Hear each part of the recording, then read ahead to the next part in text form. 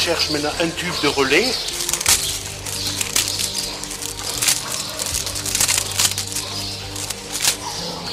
Ce qui permet, en cas qu'elle bouge, de suivre le mouvement de la truie sans choc. Le flacon qu'on vient de voir tout à l'heure, je sectionne le bout, je mets le branchement ici, le branchement là, je retourne le flacon pour évacuer toute l'air que j'ai ici, en appuyant ici un petit peu, et le produit apparaît jusqu'en haut. Il me reste maintenant à brancher notre ensemble. Elle ne bouge pas. Celle-là, bien branchée. Et il me suffit d'attendre que je n'appuie pas, non. Non, vous laissez cliquer comme dans l'autre système. Voilà. Je marque ma truie pour dire qu'elle est faite la première fois à droite et la deuxième fois à gauche ou troisième fois. Le nombre de marquages suivant l'insémination que je veux faire. Il suffit maintenant d'attendre tout simplement que le bout du col est actuellement de coincer de ma seringue la mousse et elle doit avoir une pression importante, auquel cas l'écoulement ne se fait pas. Donc il faut attendre que le col s'ouvre de lui-même et absorbe le liquide. J'ai oublié de mettre une prise d'air, parce qu'il faut l'air qui rentre dedans, pour que le flacon puisse se vider. Le col vient de se relâcher la mousse, et le produit s'écoule.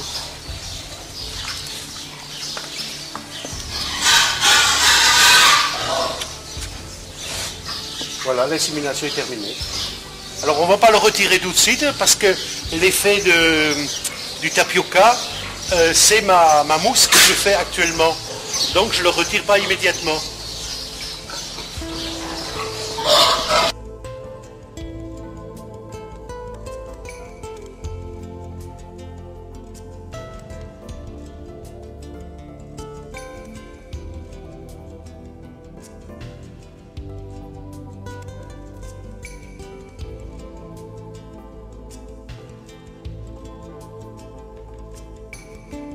Toutes les 3 semaines du centre d'insémination d'Asbrook dans le Nord. Il arrive donc la semence pour la sélection de notre troupeau, pour faire nos propres cochettes. Ça arrive donc le mardi matin à 8 h. C'est prélevé le lundi soir à 17-18 h dans le Nord et ça arrive en chronopost le matin sur l'élevage. Et donc ça arrive sous forme de G10, c'est le produit où vous avez une enveloppe de protection et vous avez la semence qui est mise à l'intérieur avec un appareil spécialisé et la semence va tout simplement s'écouler dans l'appareil génital tout doucement au moment de la truie, surtout quand elle est en place.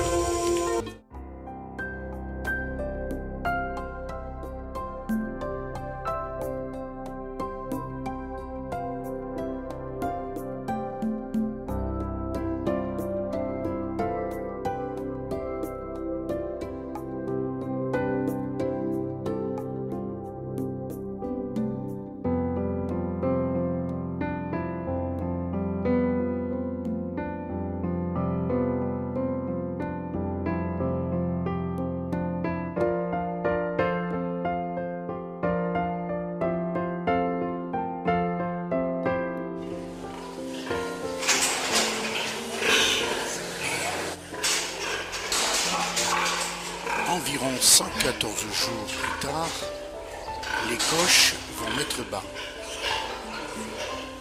Ici dans la maternité, cette truie a mis 22 porcelets au monde dans la nuit. Il y en a donc une partie qui sera adoptée par une autre truie. La mise bas ne saurait tarder, la coche remue la paille.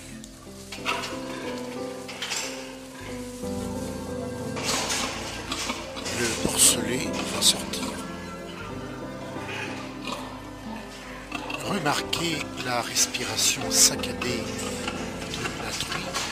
Elle haleine, puis retient sa respiration au moment d'éjecter le petit.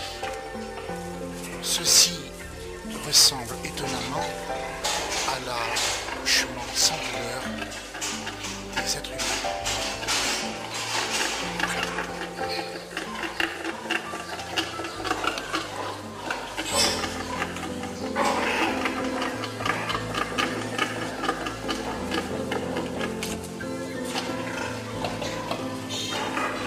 Quelques minutes vont suffire pour qu'ils puissent trouver le chemin des tétines.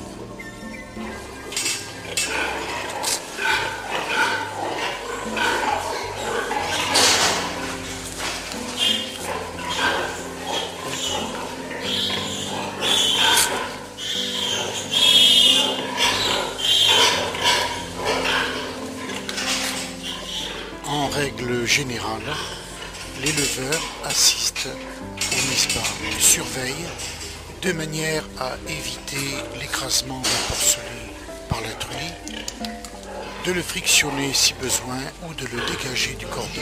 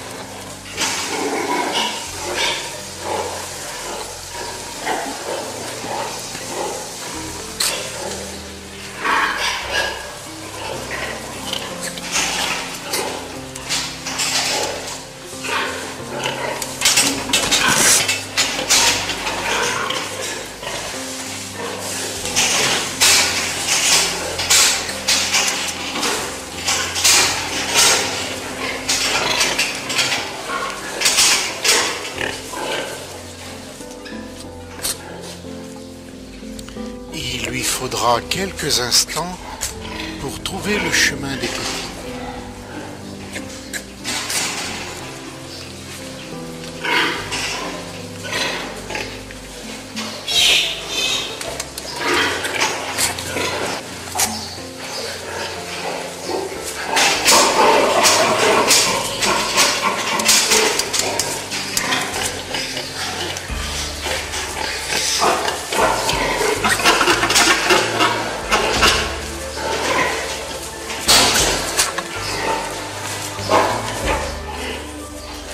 Le chemin est semé d'embûches, mais quand même, il parviendra à rejoindre ses frères.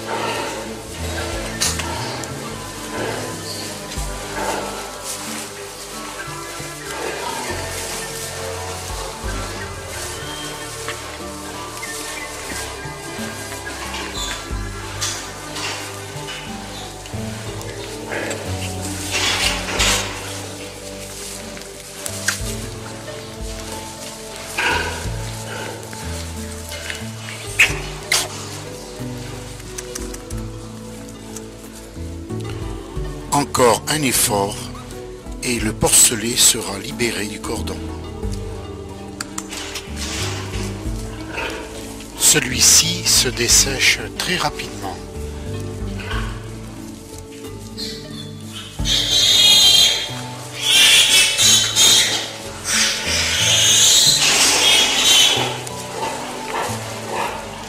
Ainsi, 14 petits vont naître et vont faire le même chemin pour rejoindre les tétines.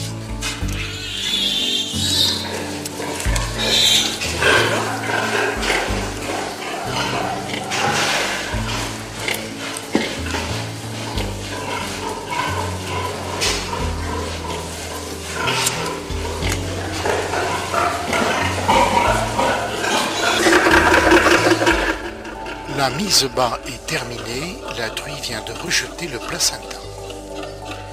Il y aura eu donc 14 porcelets. La mise bas est terminée, on va retirer avec le placenta, éviter que les porcelets se mettent dedans. La mise bas est terminée. Donc on va procéder par 4 étapes. La première chose, donc, on va couper au niveau, on va épointer la queue, on va désinfecter le cordon, on va meuler les dents puisqu'ils ont des incisives qui sont très pointues pour éviter de se mordre entre eux d'une part, de l'autre côté pour éviter de mordre le mamelon de la truie. S'ils blessent évidemment le mamelon de la truie ne donnera plus le lait. Donc on fait ceci, le meulage des dents, sur des truies qui font évidemment 12-13 porcelets. Nous avons 14 acestétines sur chaque truie. Et donc il y a bagarre obligatoirement dès la naissance, donc pour éviter de blesser le mamelon. Et ensuite la quatrième opération, c'est une piqûre de fer qui est injectée dès les premières heures après la mise bas, qui sont tout simplement le fer pour éviter un oligo-élément, pour éviter les diarrhées néonatales. C'est-à-dire les diarrhées des premières heures, puisqu'ils vont tout de suite à téter dès qu'ils naissent. Mais en première étape, je pointe sur le bout de la queue.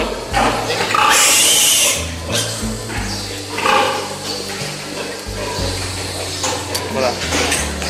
Donc c'est juste la pointe, j'enlève à peu près 1,5 cm. 1 cm, 1,5 cm.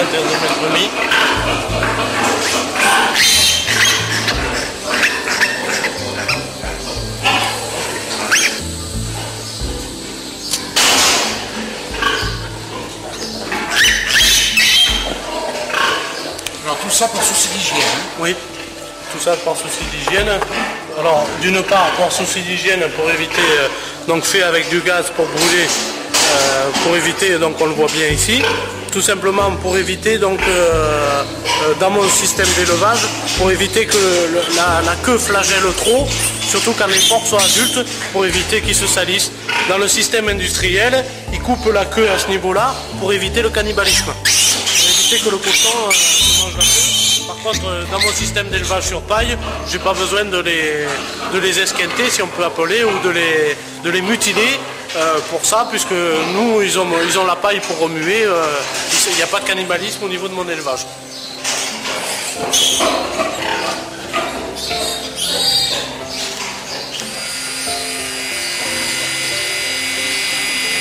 Donc voilà, on va procéder à meuler les dents. Donc on voit bien, les dents, c'est comme des aiguilles. Donc on les meule tout simplement, comme fait le dentiste.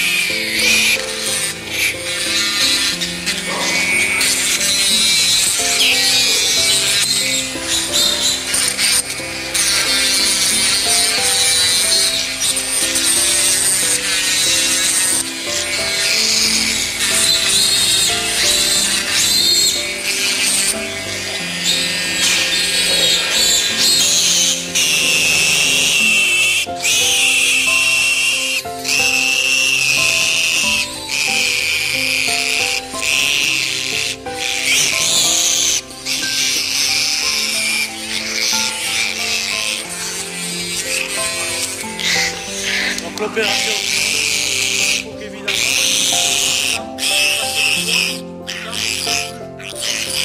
les dents sont toujours là, mais sont pas pointues, donc il n'y a pas de risque de blesser le mamelon de la truie.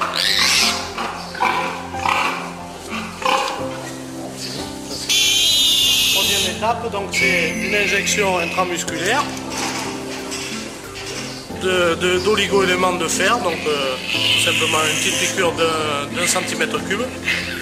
Pour éviter donc les diarrhées prénatales, comme on appelle, et des infections du cordon. Voilà la quatrième étape.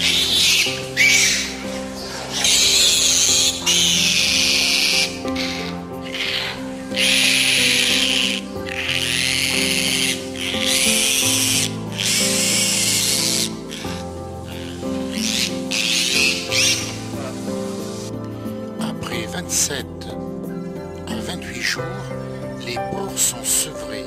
On attendra encore 4 jours, puis ils seront castrés.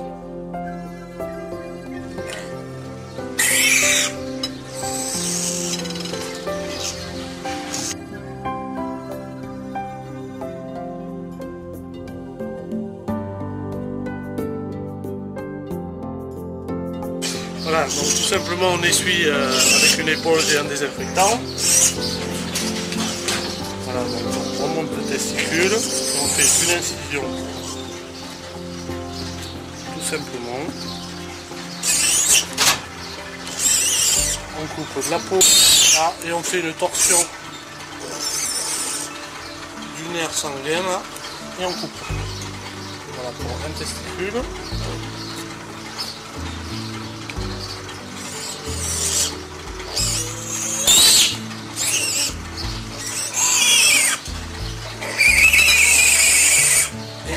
L'incision n'est pas grande, on met de la vétéline et on laisse comme ceci.